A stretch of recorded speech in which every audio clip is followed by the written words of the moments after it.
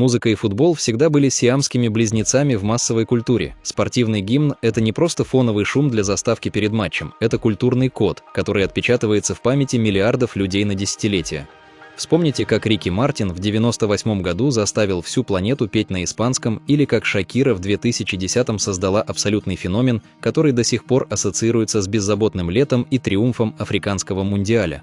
Но то, что произошло в этом году с заглавной песней FIFA, невозможно назвать иначе как катастрофой, системным кризисом и полным творческим крахом. Главная футбольная организация планеты, обладающая безграничными бюджетами и возможностью привлечь абсолютно любого артиста на Земле, выдала продукт настолько стерильный, безликий и скучный, что трибуны стадионов встречают этот трек гробовым молчанием, а просмотры и стримы показывают исторический минимум. Это не просто неудачная песня, это наглядная демонстрация того, как бюрократия, страх перед экспериментами и корпоративная глухота могут уничтожить магию большого спорта. Мы наблюдаем, как музыкальный департамент FIFA окончательно потерял связь с реальностью, превратив некогда священную традицию в конвейерную отписку. Прямые потери FIFA от провала официальных треков оцениваются в десятки миллионов долларов из-за катастрофического падения вовлеченности на стриминговых платформах и упущенной выгоды от спонсорских интеграций. Стратегия музыкального департамента Федерации, сделавшая ставку на рафинированные поп-коллаборации, столкнулась с жестким отторжением фанатов. Вместо объединяющих стадионных гимнов зрители получили гламурные треки о богатстве и ночной жизни, что полностью разрушило вирусный потенциал контента. Финансовый урон для FIFA складывается из трех ключевых факторов. Во-первых, это крах стриминговых доходов, ведь официальные песни турнира показывают удручающую динамику на Spotify и Apple Music. Для сравнения, блогеры со своими неофициальными фанатскими треками собирают в разы больше просмотров на YouTube всего за пару недель, полностью перетягивая на себя внимание молодой аудитории и забирая монетизацию, которая должна была идти в бюджет FIFA. Во-вторых, происходит обесценивание спонсорских пакетов. Компании мирового уровня платят сотни миллионов за ассоциацию с главным культурным кодом Мундиаля. Когда официальная музыка не вызывает у людей эмоций, а на стадионах треки встречают тишиной, бренды теряют миллионы долларов скрытого охвата. В-третьих, включился эффект обратного стриминга. Вместо генерации новой прибыли, провал новых песен спровоцировал беспрецедентный камбэк прошлых хитов. Слушатели массово уходят с официальных плейлистов FIFA текущего года и запускают с нынешнего падения. Нам необходимо отмотать время назад и вспомнить, что такое настоящий золотой стандарт спортивного гимна. 2022 год, чемпионат мира в Катаре. Турнир изначально сопровождался огромным количеством политических скандалов, бойкотов и медийного напряжения. Атмосфера вокруг Мундиаля была накалена до предела, и организации «Кровь из носу» нужен был мощный культурный противовес, способный переключить внимание планеты на чистый спорт и праздник. И тогда на сцену вышел Чонгук, самый младший участник южнокорейской супергруппы BTS, с треком «Dreamers». Это был исторический момент, перевернувший представление о том, как должен выглядеть и звучать современный гимн. Одиночное выступление артиста на церемонии открытия стало абсолютным культурным шоком для консервативной футбольной аудитории. Чонгук продемонстрировал космический уровень энергетики, который моментально пробил экраны телевизоров и смартфонов. В песне Dreamers идеально сбалансировали уважение к локальной арабской культуре, мощный, пронизывающий до костей стадионный бит и невероятно пафосный, но при этом искренний посыл о мечтателях, которые меняют мир. Вокальная партия, исполненная вживую перед многотысячной ареной и миллиардной телеаудиторией, была безупречной. Результат не заставил себя ждать. Трек мгновенно захватил мировые тренды, взлетел на первые строчки чартов Billboard и собрал миллиарды прослушиваний.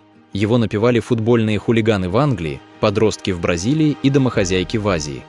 Чонгук в одиночку доказал, что кей-поп-эстетика в сочетании со стадионным масштабом способна творить чудеса, объединяя абсолютно полярные аудитории. Он поднял планку качества на недосягаемую высоту, показав, что песня обязана быть дерзкой, живой и монументальной. После такого оглушительного успеха казалось, что боссы FIFA наконец-то нащупали правильный вектор развития.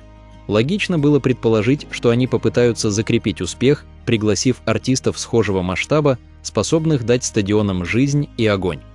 Кулуарные слухи и утечки из музыкальных лейблов интриговали индустрию на протяжении многих месяцев. В В шорт-листах фигурировали самые громкие имена современной сцены.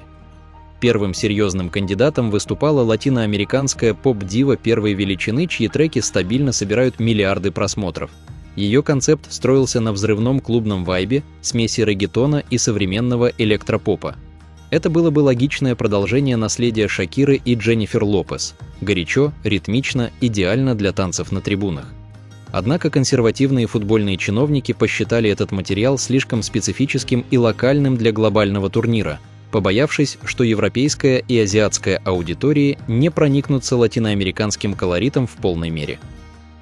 Вторым мощным претендентом был культовый рэп-исполнитель с огромным весом в индустрии, который мог бы привнести в гимн эстетику улиц, жесткий, бескомпромиссный ритм и агрессивную энергетику, которая так близка молодым футбольным фанатам. Такой шаг мог бы полностью перезагрузить бренд FIFA, сделав его ультрасовременным. Но и здесь включилась пресловутая корпоративная цензура.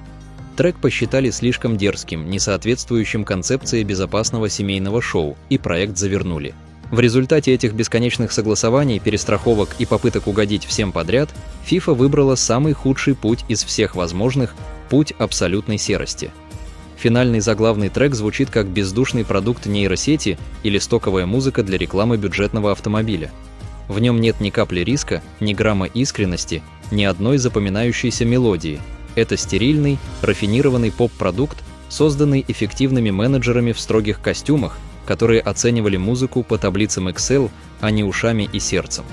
В песне полностью отсутствует то, что итальянцы называют гринта – футбольная злость, страсть, нерв игры.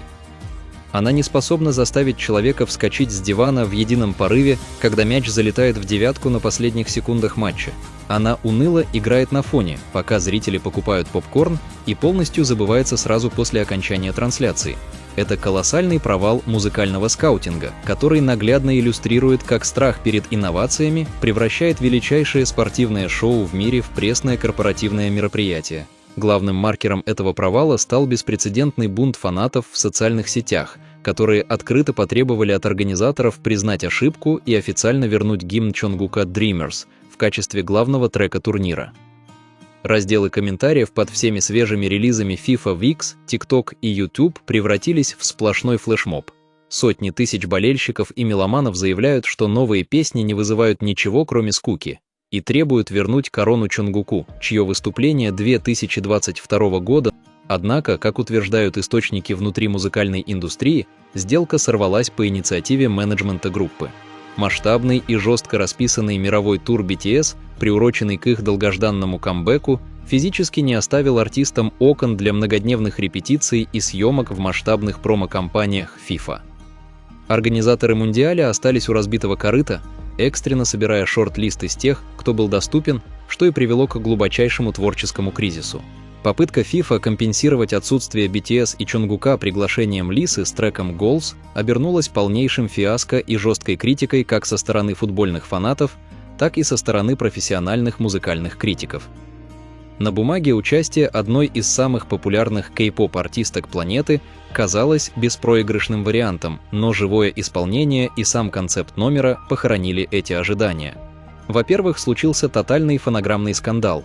Зрители на стадионе и у экранов телевизоров моментально заметили, что артистка практически не пела вживую. В моменты сложной хореографии звук оставался идеально студийным, а микрофон оказывался слишком далеко от лица, что вызвало волну гнева в сети. Фанаты футбола, привыкшие к искренним эмоциям, не простили очевидную фанеру. Во-вторых, все отметили слабую хореографию и отсутствие синхрона. Артистка банально потерялась, а ее бэк-балет выглядел рассинхронизированным. И, наконец, ценно сравнивать это выступление с энергетическим взрывом Чонгука в Катаре. Если Чонгук буквально гипнотизировал 100-тысячный стадион своей харизмой и мощным живым вокалом, то перформанс Лисы назвали пластиковым, вымученным и сугубо коммерческим. В соцсетях выступление открыто окрестили.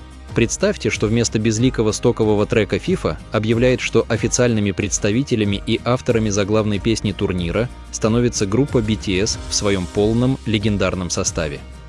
Это решение вызвало бы на планете не просто резонанс, а тотальный сокрушительный медийный фурор, масштаб которого трудно переоценить. Первым и самым главным фактором стал бы грандиозный эффект камбэка. Миллионы людей по всему миру годами ждали возвращения группы после их перерыва на службу в армии и сольные проекты. Возвращение BTS в полном составе на событии такого планетарного масштаба, как футбольный турнир, мгновенно превратило бы спортивное мероприятие в главную музыкальную точку года. Первые же сутки после релиза клипа ознаменовались бы историческими рекордами. Счетчики просмотров на YouTube и стриминговых платформах просто сломались бы под натиском многомиллионной армии фанатов ARMY. Соцсети FIFA, которые сейчас стагнируют из-за скучного контента, пережили бы невиданный приток активности, а алгоритмы всех мировых платформ были бы полностью парализованы обсуждениями этого релиза. Футбол как вид спорта получил бы колоссальный, беспрецедентный приток новой, молодой и невероятно вовлеченной аудитории, которая раньше, возможно, никогда не включала спортивные трансляции. Но самое главное кроется в самой природе творчества BTS. Если вы посмотрите на их культовые стадионные выступления, такие как On, Not Today или Mic Drop, вы увидите артистов, которые генетически созданы для огромных пространств и переполненных арен. Их хореография – это эталон синхронности, мощи и математической точности, которая визуально идеально рифмуется со спортивной дисциплиной и командной игрой. Их вокалисты и рэперы обладают уникальной способностью держать в напряжении 100-тысячный стадион, заставляя каждого человека на трибуне чувствовать себя частью огромного единого целого. Песня от BTS для FIFA гарантированно была бы наполнена той самой эпичностью, стадионными распевами, пронзительными трубами и тяжелым качающим басом, под который хочется идти в бой и побеждать. Это был бы не просто очередной сингл, а настоящий манифест глобального единения, гимн дружбы народов и преодоления барьеров, что идеально отражает истинную философию спорта. Такой трек гремел бы из каждого утюга, звучал бы на каждой тренировке, в раздевалках команд и на празднованиях чемпионств. Он вернул бы футбольному турниру статус главного культурного праздника человечества, стирая границы между спортом и искусством. К сожалению, реальность оказалась гораздо прозаичнее наших ожиданий. Руководство FIFA совершило классическую ошибку консервативных институтов. Они предпочли безопасность смелости, выбрали серый комфорт вместо яркого риска. В попытке создать продукт, который никого не обидит и не вызовет лишних споров, они создали продукт, который попросту никому не нужен. На примере триумфа Чонгука в 2022 году мы наглядно видели, как один сильный артист с мощным видением способен вознести спортивный бренд в стратосферу, придав ему колоссальный культурный вес. Если бы боссы федерации проявили дальновидность и смогли организовать триумфальное возвращение BTS на футбольное поле в этом году, мы бы стали свидетелями исторического момента, который вспоминали бы десятилетиями. Но вместо этого индустрия получила проходной трек, который обречен на забвение сразу после того, как отгремит финальный свисток. Это жестокий, но справедливый урок для всех спортивных маркетологов. В эпоху цифровой экономики и жесточайшей конкуренции за внимание зрителя серость карается мгновенным забвением. Футбол заслуживает великой музыки, стадионы заслуживают настоящих гимнов, а болельщики по всему миру заслуживают того, чтобы их сердца бились в унисон с великими артистами, а не со стоковыми дорожками из корпоративных презентаций.